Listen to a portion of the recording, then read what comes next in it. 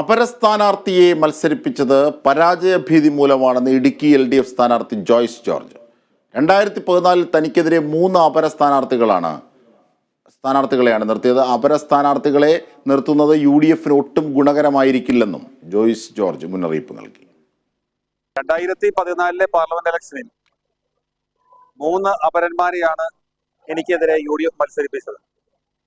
ഈ തെരഞ്ഞെടുപ്പിൽ ഇപ്പോൾ ജോയ്സ് ജോർജ് എന്ന ഒരാൾ പോസ്റ്റർ പ്രചരണവുമായി രംഗത്തെത്തിയിട്ടുണ്ട്. തെരഞ്ഞെടുപ്പിനെ സംബന്ധിച്ചിടത്തോളം നമുക്ക് നല്ല ആത്മവിശ്വാസമാണുള്ളത്.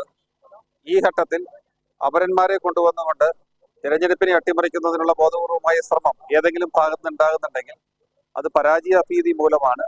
തെരഞ്ഞെടുപ്പിന്റെ തുടക്കത്തിലെ തന്നെ പരാജയഭീതി മൂലം UDF ഈ തരത്തിലുള്ള തെരഞ്ഞെടുപ്പ് രംഗത്ത് സ്വീകാര്യമല്ലാത്ത സമീപനങ്ങളിലേക്ക് പോകുന്നത് ഒട്ടും ഗുണകരമായിരിക്കില്ല അവർക്ക്.